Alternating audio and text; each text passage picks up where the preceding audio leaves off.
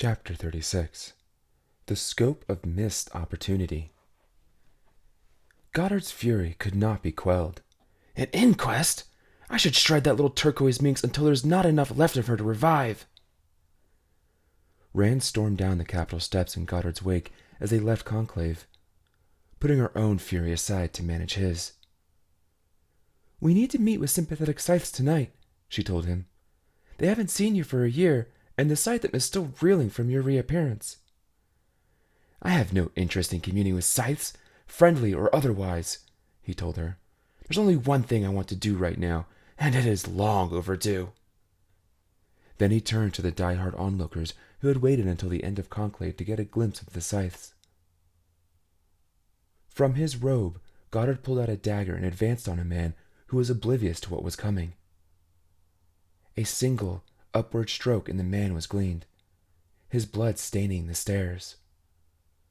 Those around him began to scurry like rats, but he caught the closest one, a woman. He didn't care who she was, or what, if anything, she contributed to the world. She meant only one thing to Goddard. Her winter coat was thick, but the blade penetrated it without much resistance. Her scream was cut short as she fell to the ground. Goddard! Shouted one of the other Scythes leaving Conclave. Scythe Boar, an irritatingly neutral man who never took on a side on anything. Have you no shame? Show some decorum! Goddard turned on him with a vengeance, and Boar backed away, as if Goddard might attack him. Haven't you heard? Goddard yelled. I'm not Goddard at all. I'm only 7% of myself. And he took out another bystander running down the steps. It was all Ein could do to pull him away and get him to their limousine. Are you done? She said as they rode away, not hiding her annoyance with him.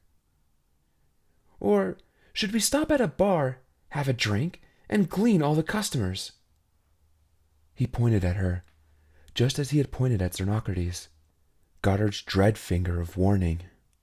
Tiger's finger, she thought, but kicked the thought out of her mind as quickly as she could. Your attitude is not appreciated, he growled. You're here because of me, she reminded him. Don't forget that. He took a moment to calm himself down. Have the Scythedom offices find the families of the people I just gleaned. If they want immunity, they'll have to come to me. I'm done with Fulcrum City until the day I return from inquest as High Blade. Rowan was woken at the earliest light of dawn by Goddard's mercenary guards. Get yourself ready for a match, they told him, and 5 minutes later they took him out to the veranda, where Rand and Goddard were waiting. While Rand was in her robe, Goddard was barefoot and shirtless, wearing loose shorts that were the same shade of blue as his robe, but mercifully were not studded with diamonds.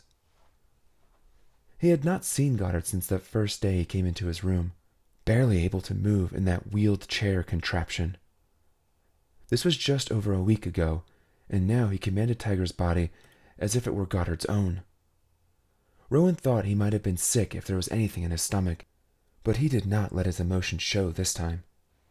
If Goddard fed on his misery, then Rowan would not provide him any sustenance.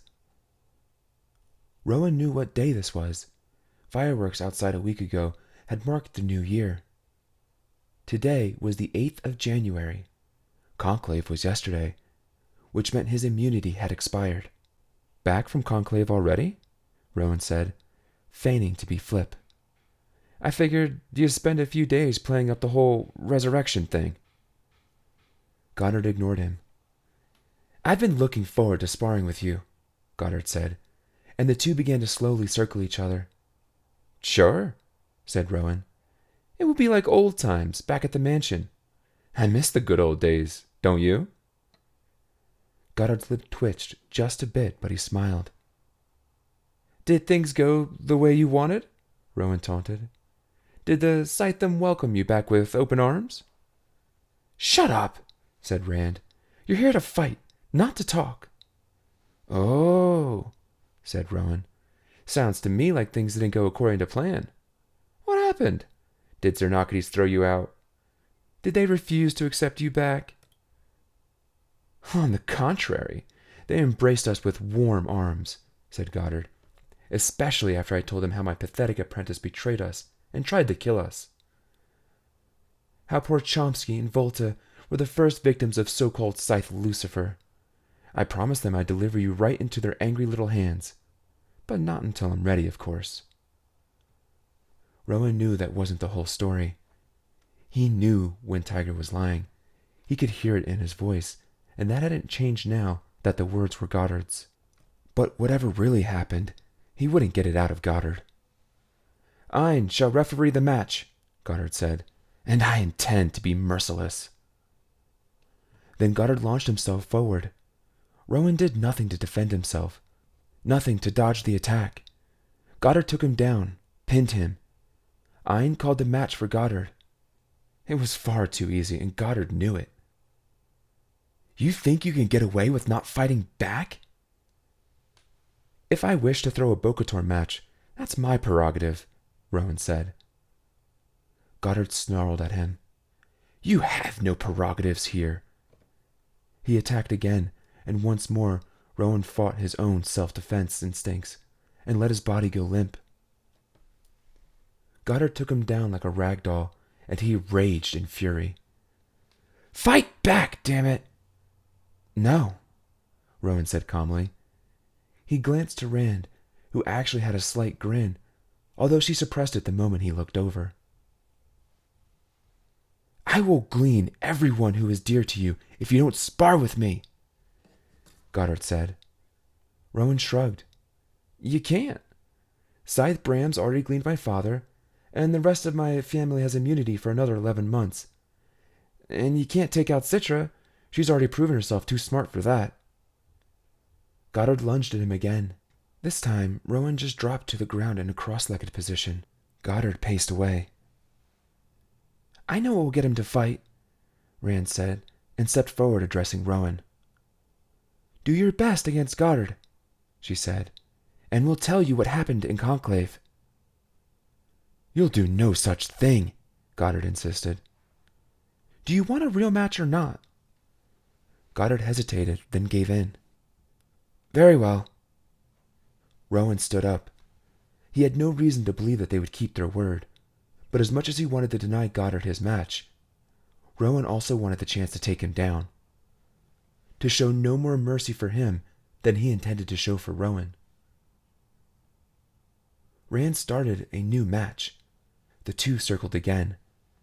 Again, Goddard made the first move, but this time Rowan countered with a dodge and a well-placed elbow.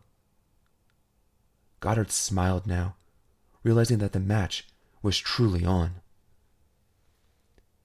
As they brutally battled, Rowan realized that Goddard was right.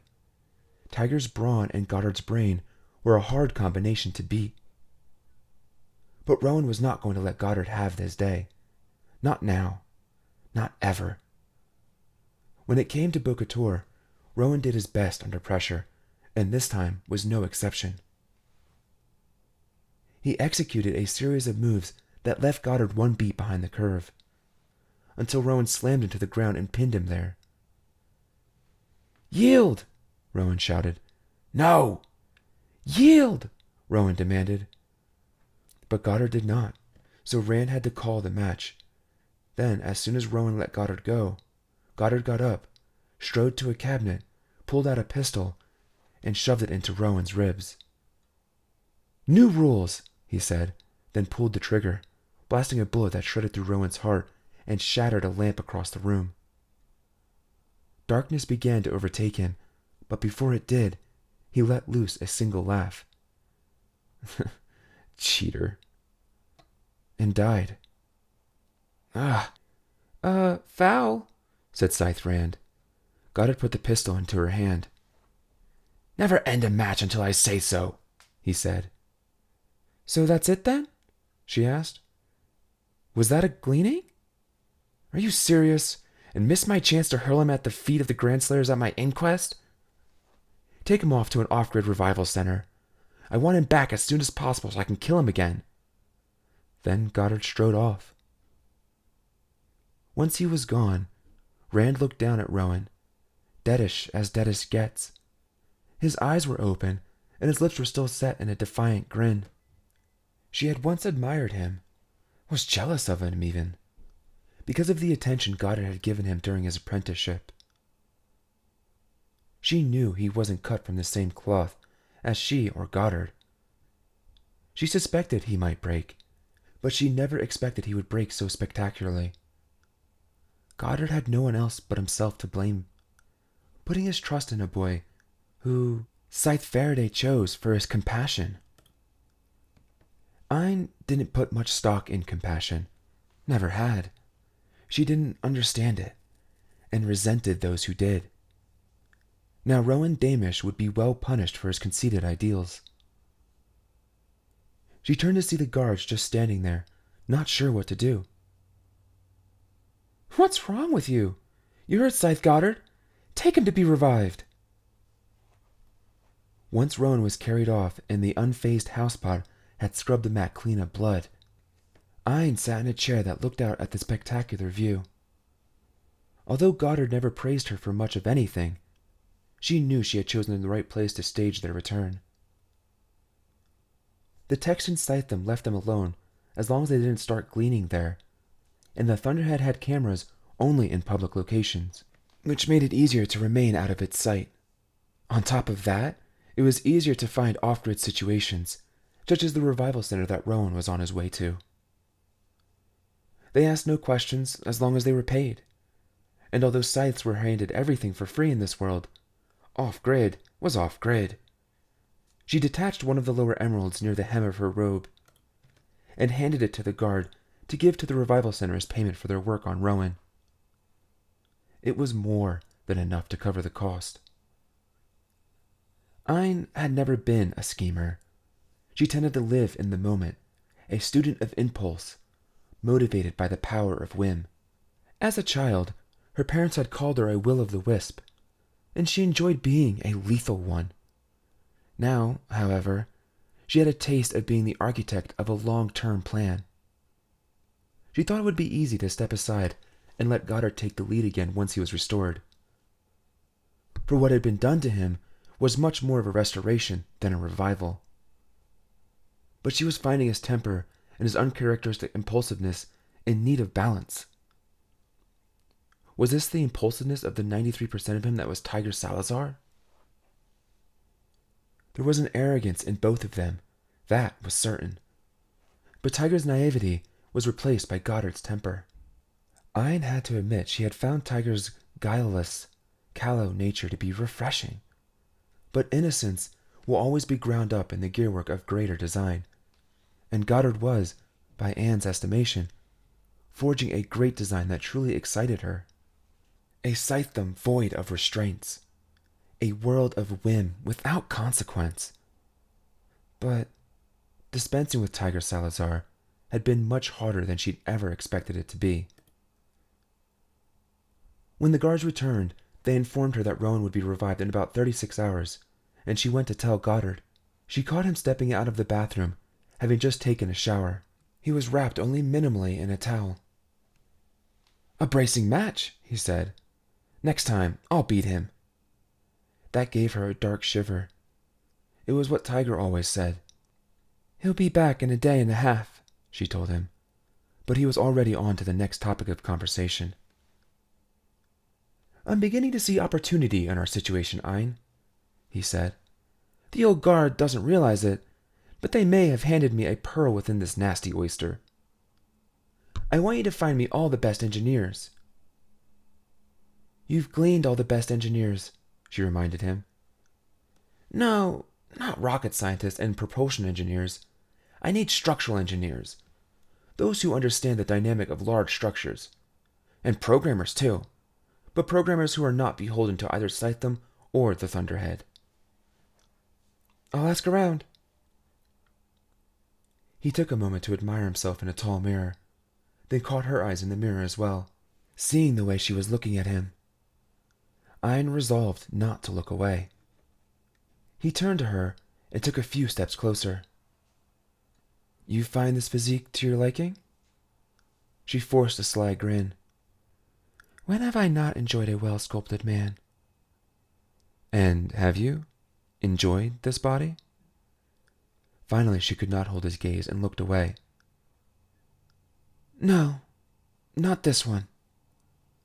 No? That's not like you, Ein. Now she felt like the one disrobed. Still, she dissembled with her grin. Maybe I wanted to wait until it was yours. He said, like it was more than a curiosity. I do notice that this body expresses quite an attraction to you.